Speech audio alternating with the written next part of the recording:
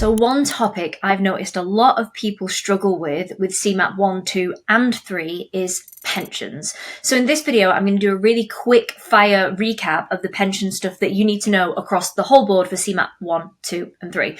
And first of all, we start with what is a pension? And I'm hoping that most of you guys know that a pension is effectively a way of saving for retirement, and your textbook will talk about two different types of pensions. We have the state pension, which is technically classed as a benefit.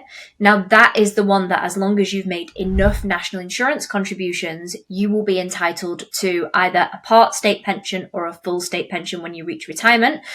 But a state pension is not enough to give us the quality of life most of us are after once we've hit retirement age, which is why if you are employed and over a certain age and work more than so many hours a week, you will be automatically enrolled into something called a workplace pension.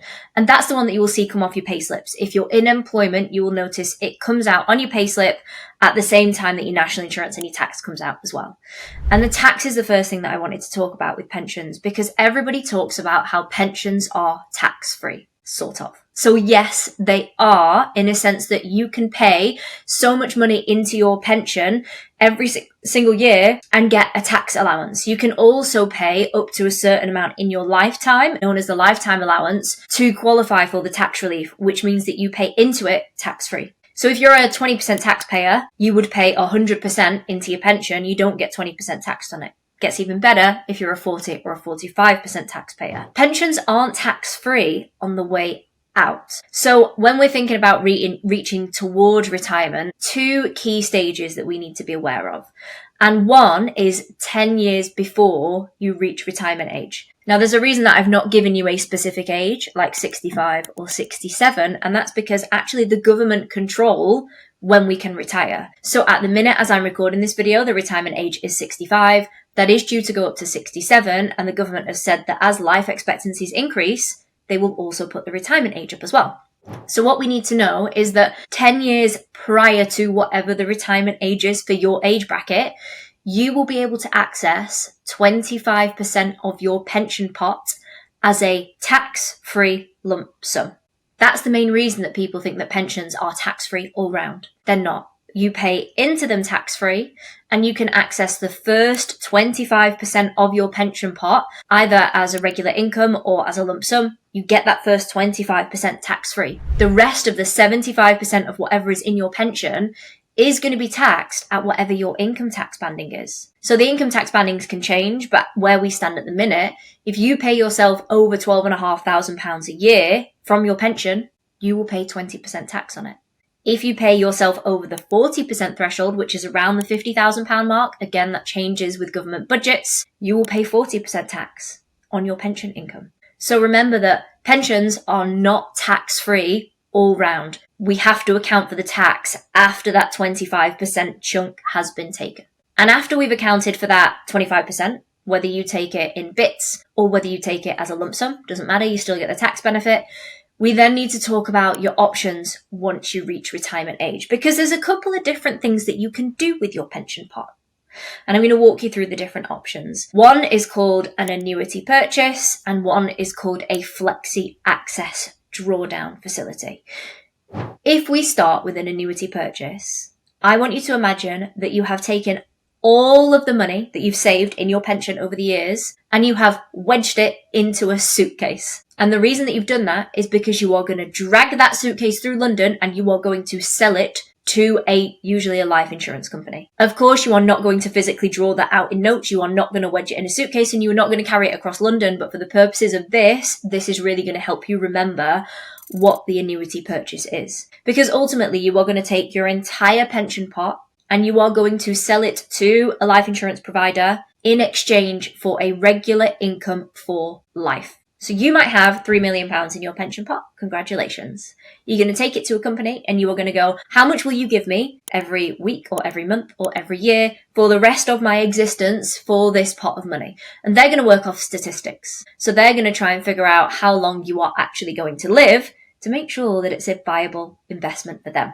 The good thing about an annuity purchase is security. So you know exactly what you will get as a monetary figure for the rest of your life.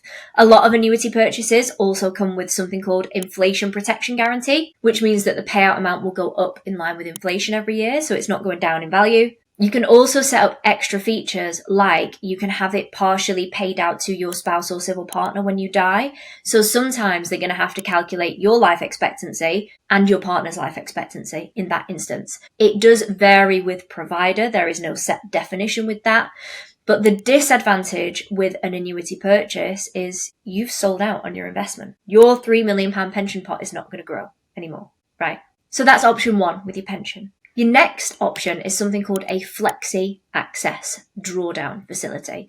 Sounds more complicated than it is. Really simply, you are going to leave your pension invested and take the money out as and when you need it. That's really simple, and the advantage is it's still invested, so your pension pot can continue to grow once you're in retirement, which is quite nice, especially if there's not the funds in there that you expected. The disadvantage is risk. If the markets collapse tomorrow and your pension tanks in value, you've already reached retirement age. There's not much you can do at that point to mitigate that kind of risk. So those are your two options with pensions. And the last thing I wanted to talk to you about in this video in particular is the difference between what's called a crystallized pension and an uncrystallised pension, because this can come up across all three of your exams. And I'm going to give you a weird analogy that will stick forever.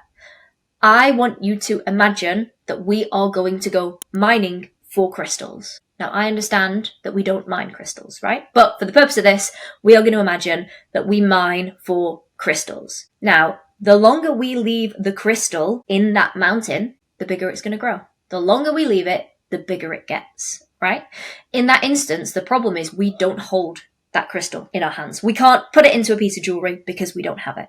So uncrystallized, as in no crystal, means it's still in the mountain. It's still invested. You haven't touched any of it. Whereas a crystallized pension, you're going to imagine that you've got the crystal. You're physically holding it. You're going to put it into a big diamond ring. Great. Congratulations. It's crystallized. You have the crystal. You have taken money out of your pension pot. That's a really simple way of remembering the difference between uncrystallized and crystallized. One is where you've not accessed it. The other one is where you have. I hope this video has been really helpful for your CeMAP studies.